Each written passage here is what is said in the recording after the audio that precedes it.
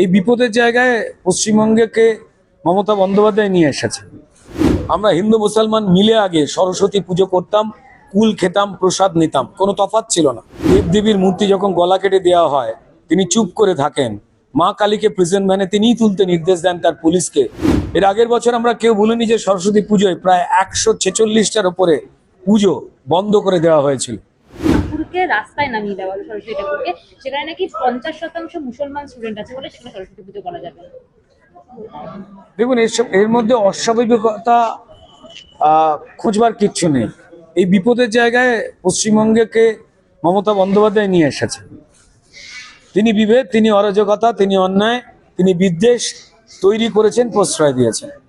যে মুখ্যমন্ত্রী বিধানসভায় দাঁড়িয়ে মহাকুম্ভকে মৃত্যুকুম্ভ বলেন, যে মুখ্যমন্ত্রী যিনি পবিত্র ঈদের মঞ্চে দাঁড়িয়ে হিন্দু ধর্মকে গান্দা ধর্ম বলেন, যে মুখ্যমন্ত্রী আমার এই রাজ্যে দুর্গাপুজোর সময় যখন নামাজ চলবে তখন কাঁসর ঘন্টা বাজবে না তার দলের বিধায়ককে বলতে দেন, এই মুখ্যমন্ত্রী যিনি অকাতরে আমাদের হিন্দু ধর্ম যারা সংখ্যাগরিষ্ঠ মানুষ তাদের যত দেবদেবীর মূর্তি যখন গলা কেটে দেওয়া হয় তিনি চুপ করে থাকেন। মা কালীকে প্রেজেন্ট ভ্যানে তিনিই তুলতে নির্দেশ দেন তার পুলিশকে।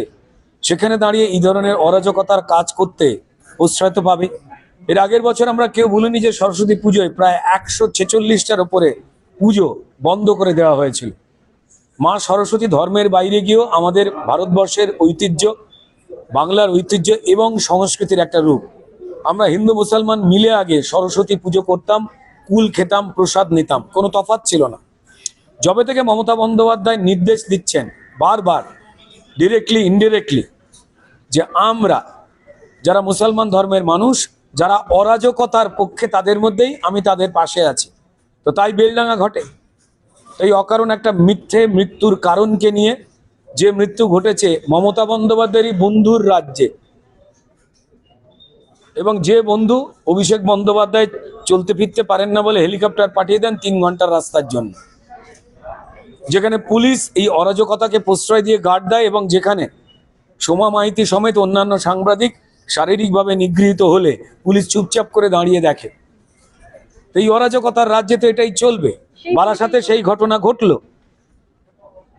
মমতা বন্দ্যোপাধ্যায় যে কলেজ, যোগেশচন্দ্র কলেজ, সেখানে তো পরিষ্কার বন্ধ হয়ে গিয়েছিল পুজো। মমতা বন্দ্যোপাধ্যায় একটা কথা বলেছিলেন না। কালকে তো মুখ্যমন্ত্রী নিজে যোগেশচন্দ্র কলেজে গেছিলেন, যোগমায়া কলেজে গেছিলেন। তিনি যে কোনো জায়গায় যাক না কেন, যে মুখ্যমন্ত্রীর জন্য পশ্চিমবঙ্গে 8,500 স্কুল বন্ধ হয়ে গেছে, যে মুখ্যমন্ত্রী এবং তার দলের জন্য শিক্ষা চুরি হয়ে গেছে, হিন্দু মুসলমান আমাদের যে ভাই আর বোনেরা শিক্ষক হতে চায় তাদের পিটিয়ে হিন্দু মুসলমানের রক্তে বিকাশ ভবনের সামনের রাজপথ, কালো রাজপথকে লাল রক্তাক্ত করে দেওয়া হয়েছে। এই মুখ্যমন্ত্রী যতদিন পশ্চিমবঙ্গে রয়েছেন ততদিন অরাজকতা এবং শিক্ষার গলা টিপেই মারা হবে। এবং স্কুলগুলো যেমন একের পর এক উঠে যাচ্ছে, টিচার নেই, তাই স্কুলগুলোতে মা সরস্বতীর বন্দনাও বন্ধ করে দেওয়া হচ্ছে। পুরুলিয়া তো রীতিমতো স্কুলে নোটিশ দেওয়া হয়েছে যে সরস্বতী পুজো করা যাবে না। সমস্ত মমতা বন্দ্যোপাধ্যায়ের অনুপ্রেরণা থাকবেই যতগুলো অরাজকতার কাজ রয়েছে যা মানুষে মানুষে বিভেদ তৈরি করে, হিংসা তৈরি করে। এই ঘৃণার বাতাবরণের যে বৈতরণী তা দিয়ে নির্বাচন পার হওয়ার বৃথা চেষ্টা করছেন মমতা বন্দ্যোপাধ্যায়। যারা যুক্তি বুদ্ধি দিয়ে চলেন, মুসলমান সমাজের একটা বড় অংশ তার বিরুদ্ধে পরিষ্কার ফতোয়া ঘোষণা করে দিয়েছেন, আর আমরা ঠকবো না।